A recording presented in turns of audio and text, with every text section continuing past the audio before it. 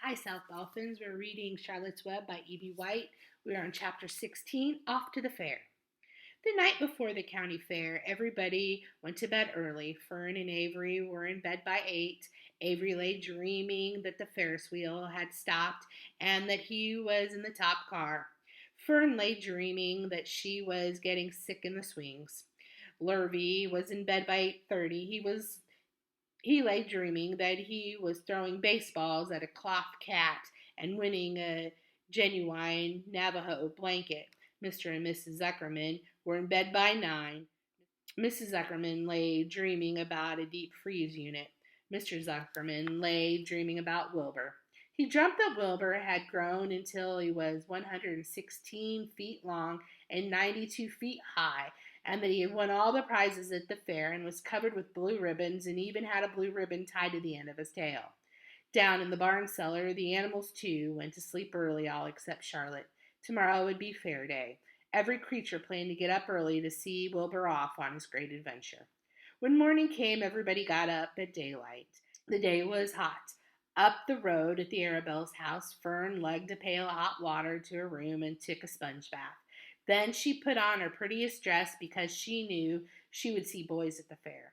Mrs. Arabelle scrubbed the back of Avery's neck and wet his hair and parted it and brushed it down hard till it stuck to the top of his head, all but about 6 hairs that stood straight up.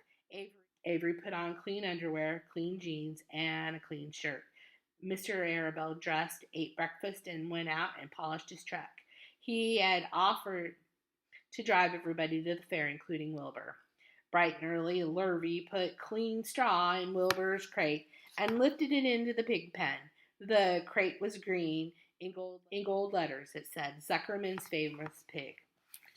Charlotte had her web looking fine for the occasion. Wilbur ate his breakfast slowly. He tried to look radiant without getting food in his ears. In the kitchen, Mrs. Zuckerman suddenly made an announcement. Homer, she said to her husband, I'm going to give that pig a buttermilk bath.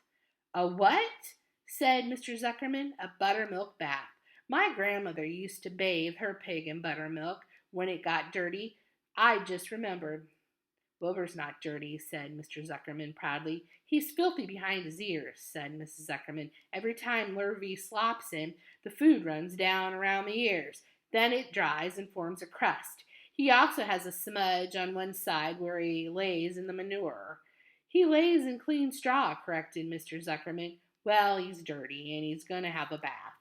Mr. Zuckerman sat down weakly and ate a donut. His wife went to the woodshed.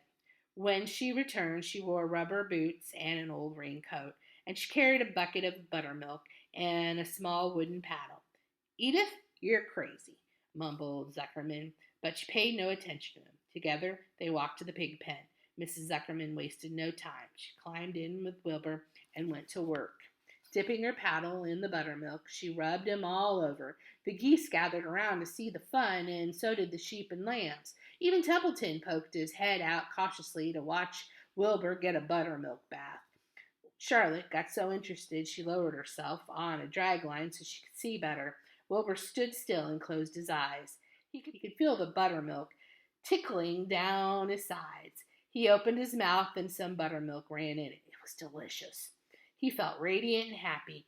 When Mrs. Zuckerman got through and rubbed him dry, he was the cleanest, prettiest pig you had ever saw. He was pure white, pink around the ears and snout and smooth as silk. The Zuckermans went up to change into their best clothes. Lurvy went to shave and put on his plaid shirt and his purple necktie. The animals were left to themselves in the barn. The Severn goslings paraded around and around their mother. Please, please, please, take us to the fair, begged the gosling. Then all 7 began teasing to go. Please, please, please, please, please, please, please, please, please, please, please, please, please. They all made quite a racket. Children, snapped the goose. We're staying quietly, iately at home. Only Wilbur, Ilber is going to the fair. Just then, Charlotte interrupted. Shall I go too? She said softly. I have decided to go with Wilbur. He may need me. We can't tell what may happen at the fairgrounds. Somebody's got to go along who knows how to write. And I think Templeton better come too. I might need somebody to run errands and do general work. I'm staying right here, grumbled the rat. I haven't the slightest interest in fairs. That's because you've never been to one, remarked the old sheep. A fair is a rat's paradise. Everybody spills food at the fair. A rat can creep out late at night and have a feast. In the horse barn, you will find oats that the trotters and pacers have spilled. In the trampled grass of the infield, you will find old discarded lunch boxes containing the foul remains of peanut butter sandwiches, hard boiled eggs, cracker crumbs, bits of donuts, and particles of cheese. In the hard packed dirt of the midway after the glaring lights are out and the people have gone home to bed, you will find a veritable treasure of popcorn fragments, frozen custard, dribblings, candy apples abandoned by tired children, sugar fluff crystals, salted almonds, popsicles partially gnawed, ice cream cones, and the wooden sticks of lollipops. Everywhere is loot for a rat. In tents and booths, in hay lofts, why, a fair has enough disgusting leftover food to satisfy a whole army of rats. Templeton's eyes were blazing. Is this true? He asked. Is this appetizing yarn of yours true? I like high living, and what you say tempts me. It is true, said the old sheep. Go to the fair, Templeton. You will find the conditions of a fair will surpass your wildest dreams. Buckets with sour mash sticking to them, tin cans containing particles of tuna fish, greasy paper bags stuffed with rotten. That's enough, cried Templeton. Don't tell me any more. I'm going. Good, said Charlotte, winking at the old sheep.